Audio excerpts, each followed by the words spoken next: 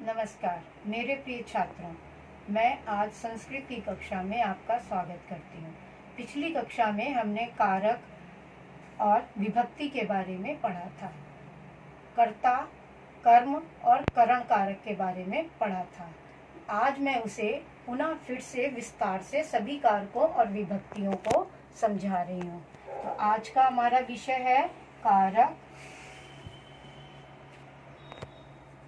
और विभक्तियां।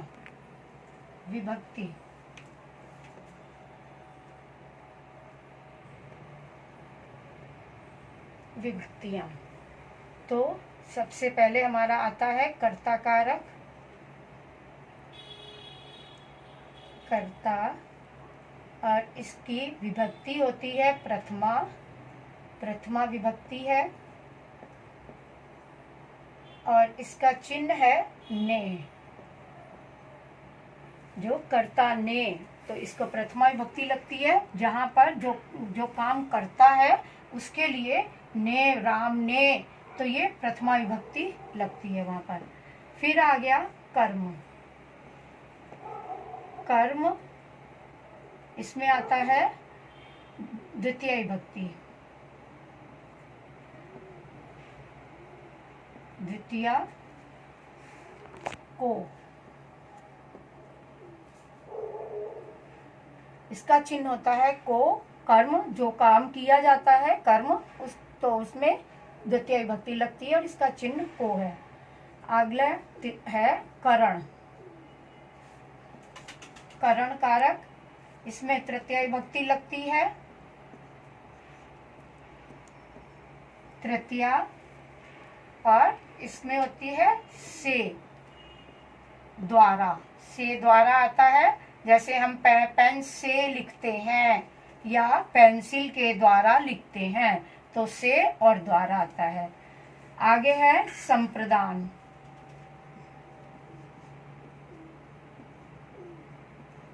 संप्रदान यहाँ पर आएगी चतुर्थी विभक्ति। ये होती है चतुर्थी और इसका चिन्ह होता है के लिए। के लिए, तो ऐसे देखिए, करण कारक का तृतीया से द्वारा, संप्रदान, चतुर्थी, के लिए। यहाँ तक मैं आपको तृतीया तक पिछली कक्षा में सिखा चुकी हूँ, लेकिन आज मैं आपको संप्रदान से फिर से स्टार्ट कर रही हूँ और ये पुनः आपका रिवीजन कराया मैंने। अब है चतुर्थी के लिए। संप्रदान के बाद आता है अपादान। अपादान, इसमें लगता है पंचमी विभक्ति लगती है और इसका भी चिन्ह होता है से द्वारा, से अलग होने में। अलग होने में।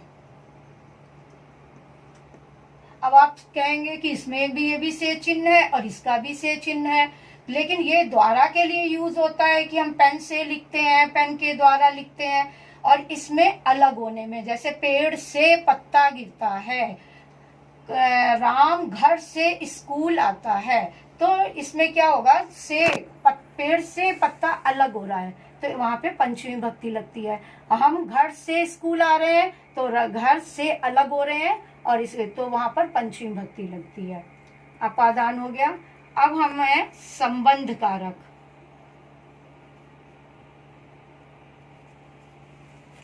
संबंध कारक, ये है षष्ठी विभक्ति लगती है यहाँ पर और इसका चिन्ह है का, की, के। का, की, के, ये इसका चिन्ह है। संबंध के बाद आता है अधिकरण। अधिकरण,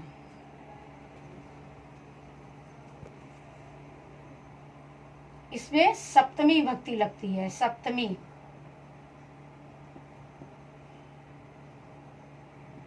और इसका चिन्ह होता है में पर।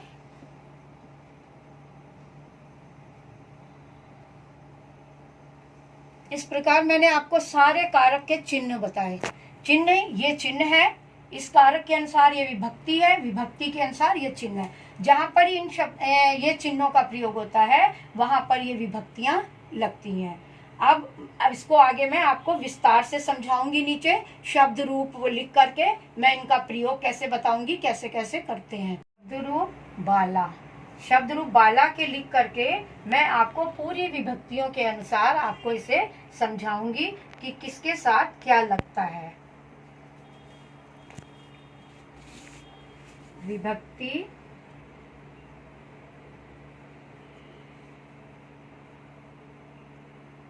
विभक्ति, एकवचन, एकवचन, द्विवचन,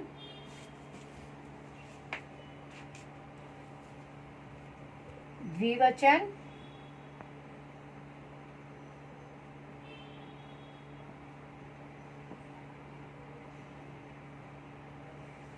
बहुवचन।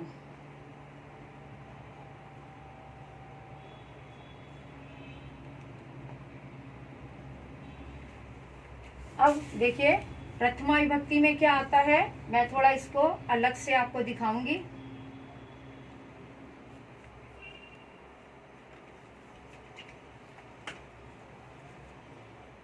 प्रथमा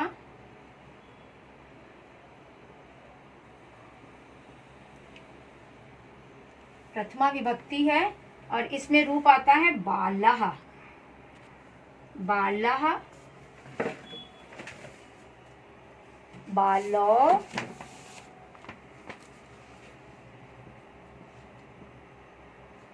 बाला।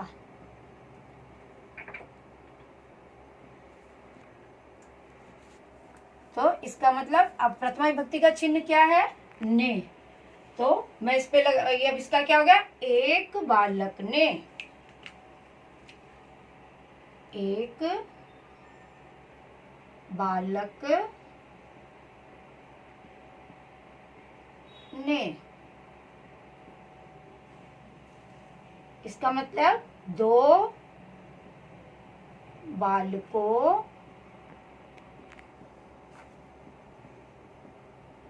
ने। इसका बहुत सारे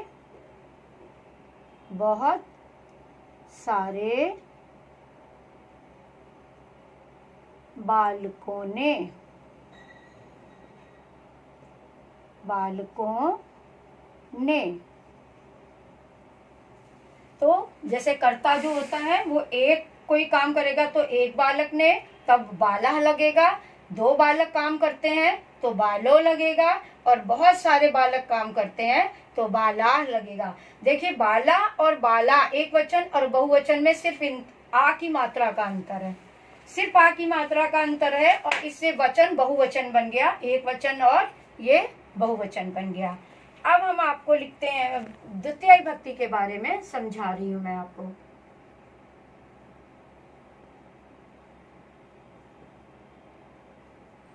द्वितीय में आता है बालम,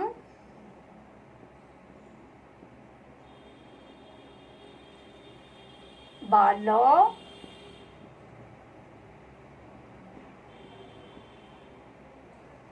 बालान।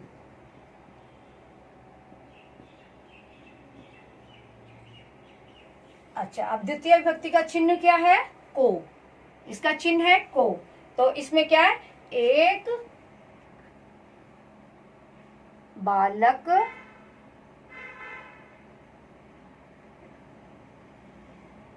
को, दो बालकों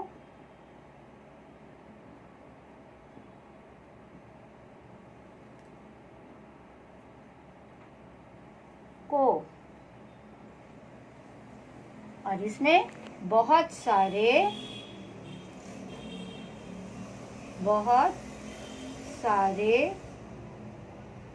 बालकों को।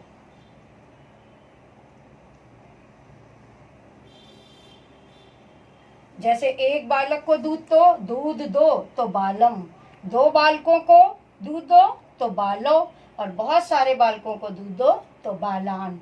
इस प्रकार ये आपको मैं पूरी विभक्ति से के अनुसार समझा रही हूँ।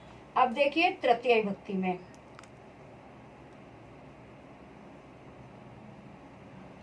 तृतीया बालेन,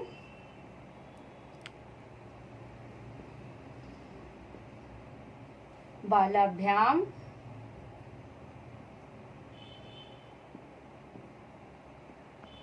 बालाभ्याम, बालै,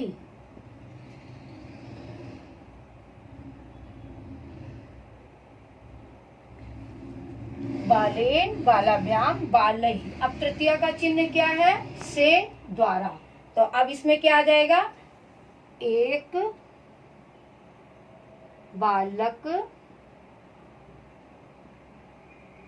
से, और यहां पर क्या आ जाएगा? दो बालकों से, बहुत सारे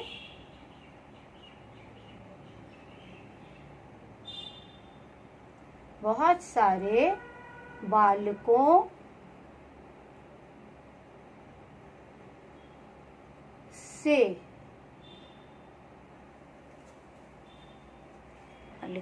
चतुर्थी,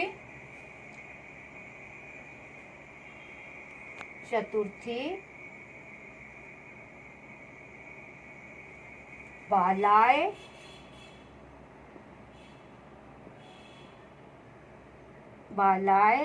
बालाभ्याम,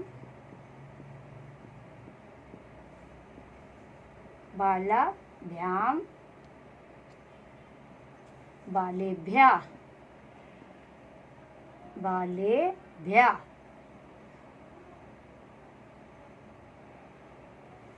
यस, बालाय, बालाभ्याम, बालेभ्या। अब ये चतुर्थी का चिन्ह क्या है? के लिए। तो एक बालक के लिए, एक बालक के लिए, दो बालकों के लिए, दो बालकों के लिए, और बहुत सारे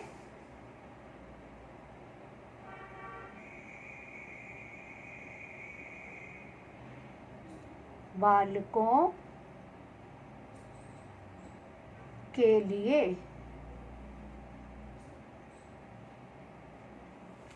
यस, इस प्रकार चतुर्थी विभक्ति हो गई। अब हम आते हैं पंचमी विभक्ति में। पंचमी विभक्ति, पंचमी बालात,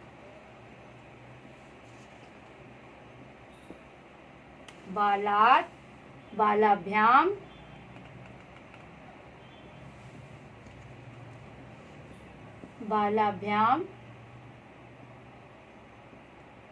बालेभ्या।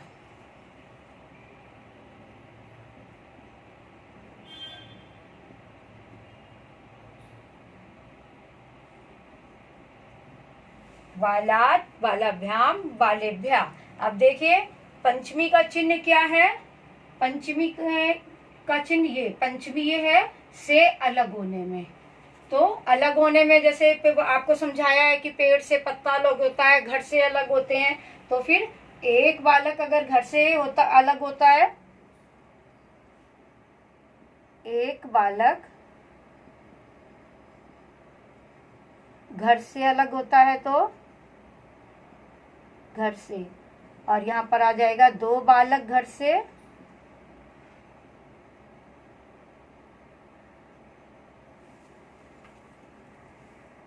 दो बालक घर से, बालेभ्या बहुत सारे बालक बहुत सारे बालक घर से अलग हो रहे हैं। कहीं भी पेड़ से पत्ता अलग हो रहा है, या आप बॉम्बे से कलकत्ते जा रहे हैं, तो कहीं भी अलग होने में चतुर्थी विभक्ति लगती है। अब हम आते हैं षष्ठी विभक्ति पे। षष्ठी विभक्ति बालस्य,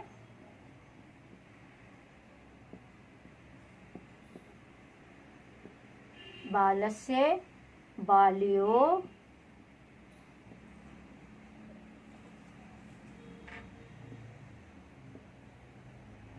बालानाम,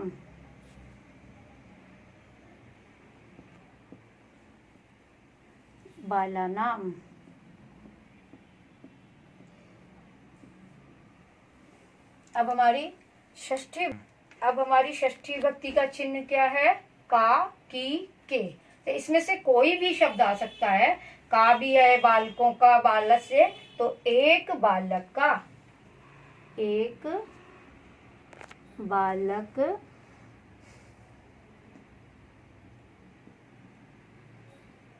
का,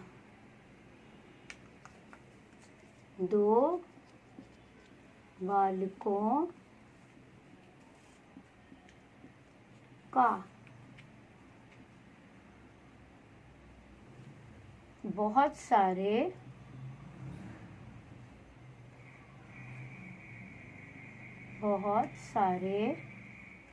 बालकों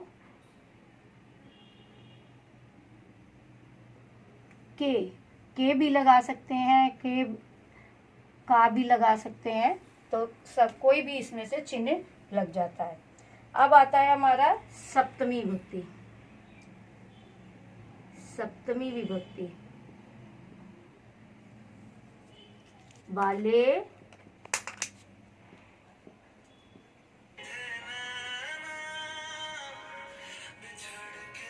बाल्यो,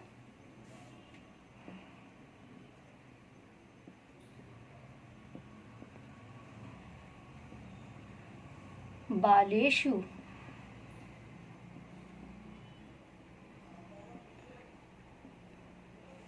यस। अब बाले, बाल्यो, बालेषु। अब सप्तमी का चिन्ह क्या है? में पर। तो एक बालक में,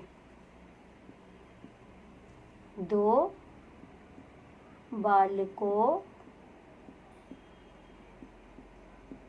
में, बहुत सारे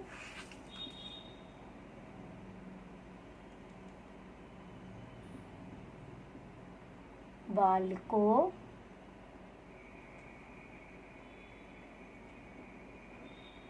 में। इस प्रकार मैंने सारे कारक और शब्द रूप आपको समझाए। इन्हीं के हिसाब से विभक्तियां लगती हैं और संस्कृत में इन्हीं के हिसाब से अनुवाद होते हैं। आप आशा करती हूँ आप अच्छी तरह से समझ गए होंगे और अभ्यास कार्य में पूछे गए प्रश्नों के उत्तर देंगे। खुश रहें, स्वस्थ रहें, अपने परिवार का ध्यान रखें। धन्यवाद।